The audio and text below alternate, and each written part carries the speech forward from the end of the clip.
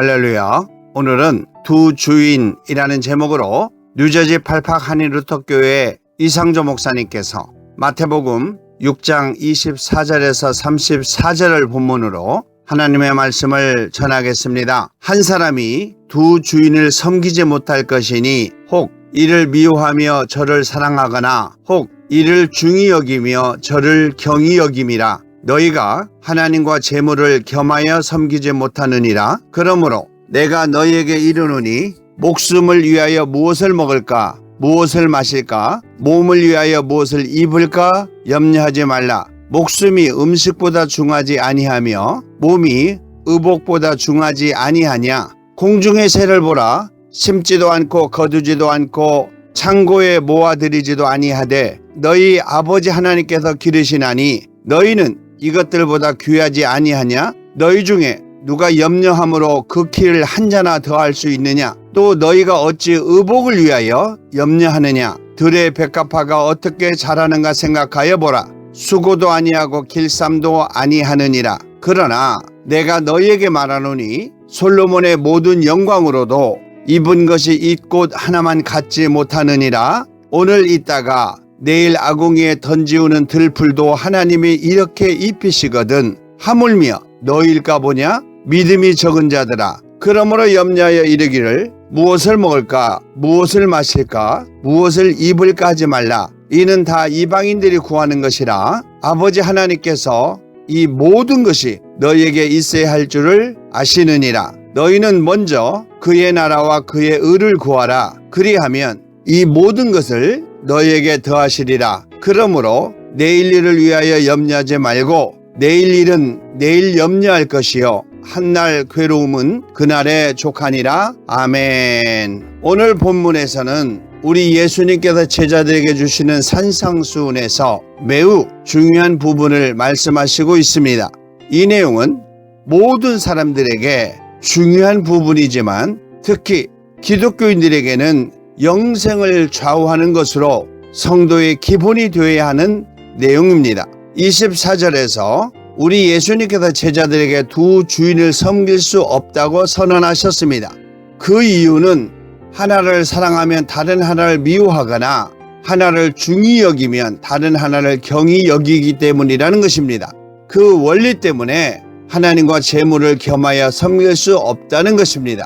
그렇다면 둘 중에 하나는 섬기고 다른 하나는 섬기는 그 일을 돕는 것이 되어야 한다는 것입니다. 참으로 중요한 내용이며 이 내용들은 모든 사람들에게 특히 예수님을 주인으로 믿고 따르는 제자와 같은 성도들에게 아주 중요한 내용입니다. 이 내용 때문에 가룟 유다를 제외한 예수님께서 선택하신 12 제자들은 모두 이 내용을 실천하며 살았고 마지막을 장식했습니다. 하나님과 재물, 특히 재물, 월스는 단순히 물질적인 것뿐만이 아니라 가치가 되는 재물, 재산, 명예 등 이 세상에서 먹고 마시고 입는 인간의 기본적인 것을 포함한 인간이 추구하는 모든 것이라고 할 수 있습니다. 즉 하나님과 견줄 수 있는 이 세상적인 가치를 대표한다고 할 수 있습니다. 둘 중에 하나를 섬기기 위하여 다른 하나는 돕는 존재가 되어야 하는 원리로 말씀하시고 있습니다. 성도들의 가치를 기준할 수 있는 매우 중요한 의미가 되는 말씀입니다. 우리 예수님께서는 사람들이 가지고 있는 가치와 중요성 때문에 생각과 마음 그리고 행동이 따르고 그것 때문에 일생이 달라지는 것을 말씀하시고 있습니다. 하나님과 재물, 그 가치와 기준 그리고 추종하는 생활 때문에 영생의 문제가 달라지는 매우 중요한 결과가 될 수 있다는 것을 25절부터 30절까지 조금 더 쉽게 설명해 주고 있습니다.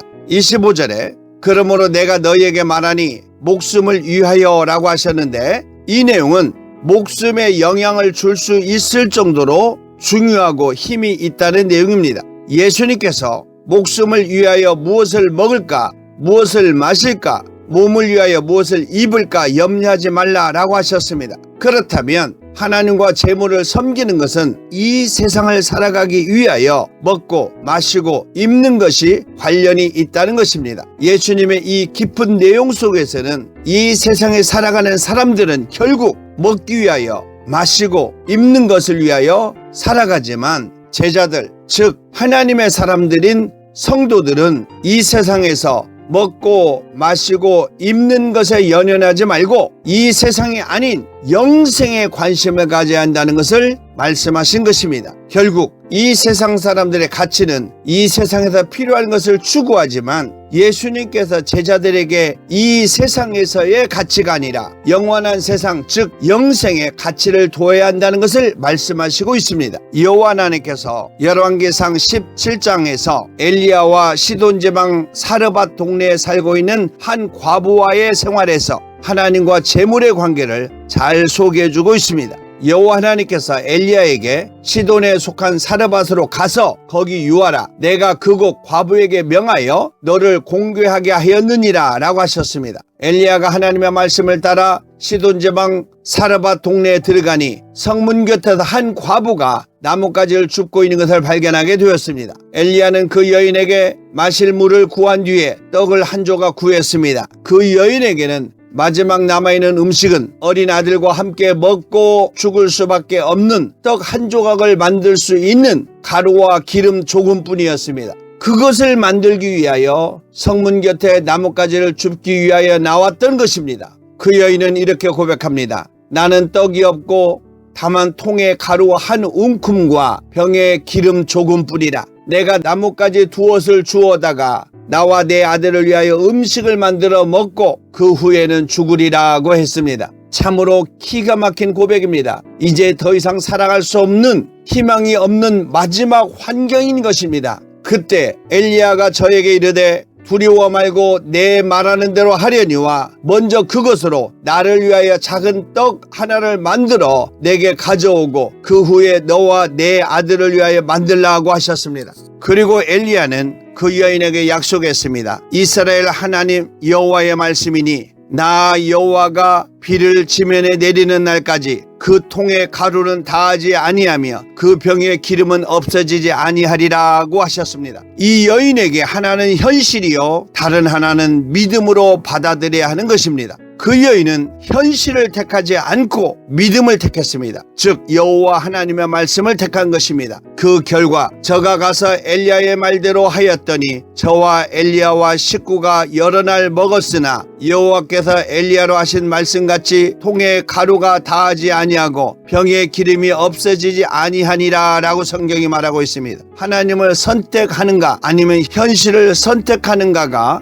예수님 제자들에게 그리고 지금 우리 성도들에게 매우 중요하게 있다는 것입니다. 둘 중에 하나는 섬기는 것이 되어야 한다는 것입니다. 이것은 지금 우리가 살아가는 이 시대에도 항상 등장하는 문제입니다.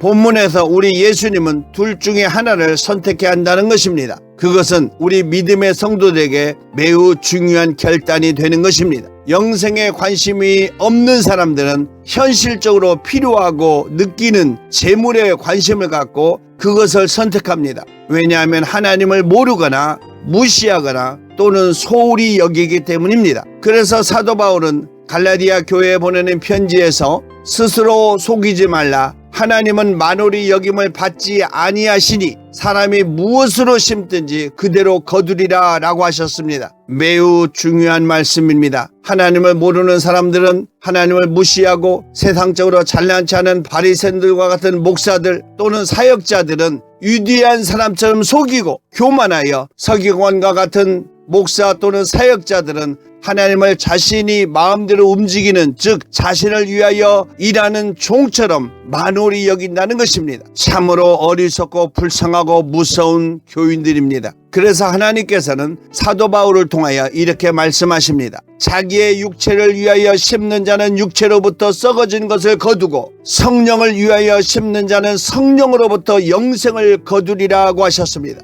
결론적으로 우리 예수님께서는 제자들에게 그러므로 염려하여 이르기를 무엇을 먹을까 무엇을 마실까 무엇을 입을까 하지 말라. 이는 다 이방인들이 구하는 것이라. 너희 천부께서 이 모든 것이 너희에게 있어야 할 줄을 아시느니라. 그러므로 너희는 먼저 그의 나라와 그의 의를 구하라. 그리하면 이 모든 것을 너희에게 더하시리라 라고 하셨습니다. 본문에서 이는 다 이방인들이 구하는 것이라 라고 하신 예수님의 말씀을 깊이 생각해야 합니다. 이 내용은 앞으로 다른 세계, 즉 하나님의 나라와 이방인들의 나라, 구원받지 못하는 사람들이 살아가는 세상을 의미하고 있습니다. 매우 무서운 결과를 말씀하신 것입니다. 예수님께서는 사랑하는 제자들에게 이 세상에서 자주 접하게 되는 문제에 정확한 선택을 할 수 있는 방법을 교육하신 것입니다. 어떤 유혹이 와도 하나님이 없는 재물을 선택하지 말고 오직 믿음으로 살아계신 하나님을 선택하라는 것입니다. 그것을 예수님께서는 33절에서 이렇게 말씀하고 있습니다.